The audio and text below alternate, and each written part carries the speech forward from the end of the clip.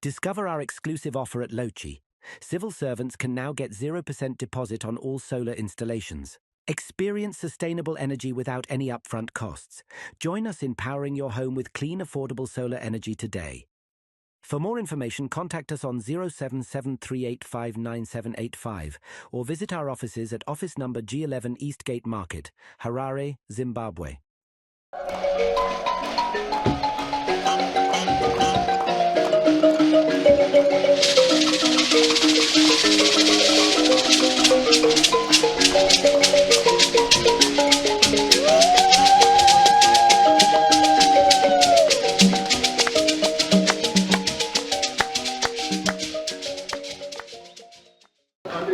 Pamsoro yodari.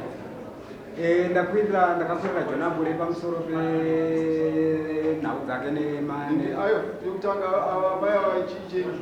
Ndo madzima yangu. Ayo ngapi zaidi. Anozwa chidina. Anozwa chidina.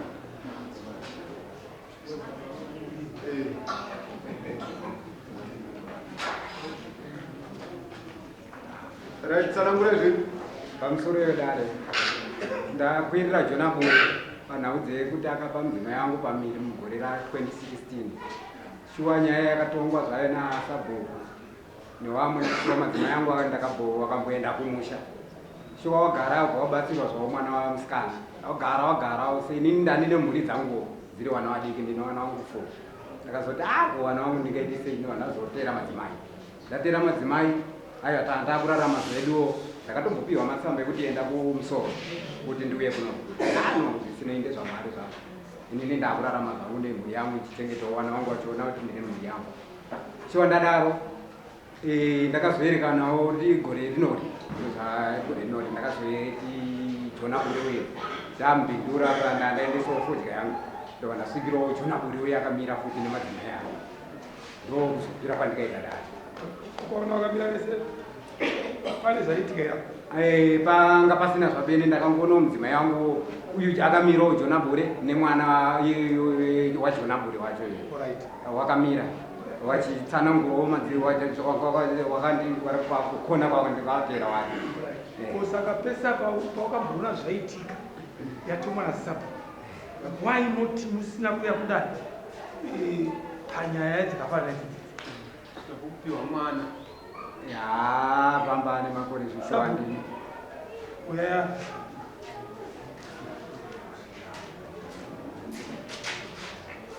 Makachengeta nyaya yakaitaura pane maizwa mumu waitaura. Ndiri kunzwa achitaura changamira. Makaregedza sei nyaya yekuiunza kuna changamira nyaya yaitika mumu? Nyaya tikamupa tsamba kuti uye kuno. Kana vamupa tsamba chichinoitwa Sabhuku? Anouya nonyaya yake kuno. Anari nyaya ndiyani? Iye mumangani. Asi mamusina kutaura kuti nematonga nyaya. Tikatonga nyaya tikamupasa tsamba yokuti aunze nyaya yake kuno. Sabhuku makatonga nyaya kumusha dzinosimuka mwoyo kuno modza changamire ndikatonga nyaya yakati ngo dzinenge rema minute. Yes. Kana nyangwe mukamuti asumuke muri makagadzira nyaya yake. Ndimunotoya naye moipira nyangwe asina kuuya ndimunoipira. Ipopo hatinonge tapaziva tikati isu zvatamupasa tsamba ndiyachauya nase kupa kwatomboita vamwe vano matsamba kuno. Alright, tikatipedza tichitine chiisine mombe 4 but something is fishy. Ndikufungudza kuti nyaya iyi vanenge kuwirirana kavakaita kokubhadharana. Pane ndosaka nyaya iyi isina kusumuka. Sabhuku nyaya iyi munogona kuve makabhadharisana ikapa. Ine handisa kuteera izvozvo. Uyu Bure ndamubhadharisa mombe 4 zokutira mukadzomuka. But remember, when 2016, pane 8 years. Nyaya yezosumuka. Amai mushoro imoda. Mukara nemurume. Murume? Ari kumba kwa mera. Mimi ndikamba kwa. Amusaka pe.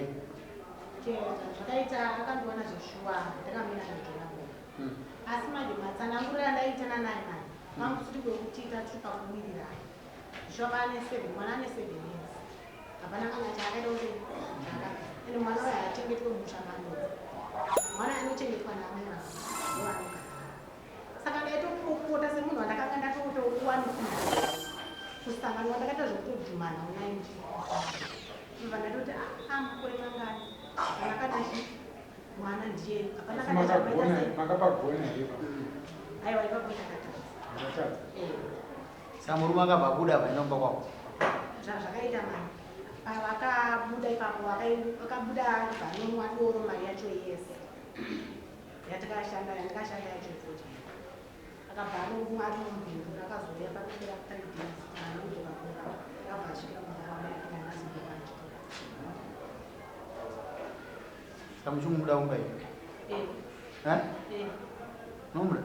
nomura mberi Asi mukubvuma ndimakamutadzira kamunhu. asi kuti iye haana kukwanisa kunzwisisa ngekuti akambofunga kuti pamira kwataita tese Tadzirwa kufanira kupa urombe. Kana watadzirwa zvireve kuti taromba. Asi zvazvinoreva. Weziwo wakatora kutadzirwa bva watarombe bva watora mari bva wanodya. Chiti nokufunda tadzirwa. Ndizvozve. Hai chokwadi kwangu kuda kuedzawo kuda kuti niniwo pamusoro ichangamira. Pandikasvikira mudzimai wangu akamira nacho nabo. Ndakatotora mari mubhengi. Ndo ndasvika pano nepamuripa. Ndo ndadedza madzimai. Uyai kuno. Wakamira iye Jona wacho anotiza. Mwana wavo ari padhuze. Madzimai wangu situation yavatora kuti mira iko. Ndakati inini ndinauya kuti titore mari. Ndakati aiwa kanimira nichokuragadza kuti Ndakani munhu waida kupedzana nakani munhu wawo. Manje aitanga auya Kwanza wakazvauraidzira pamba nashungitika ndakakumbira. Amai vakumbira regere tingapedze nguva tine dzimwe nyaya dzekuita. Kumbira regere tiende Vemupfugama. tipfugame. Tingapedze nguva. Sasa amai muzindo unoramba kuda kuregedzwa kana muri.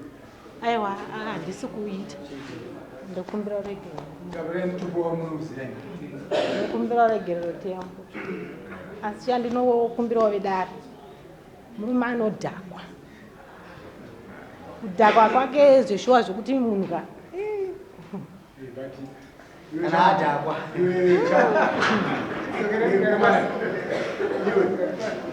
Chino chinoregedzwa.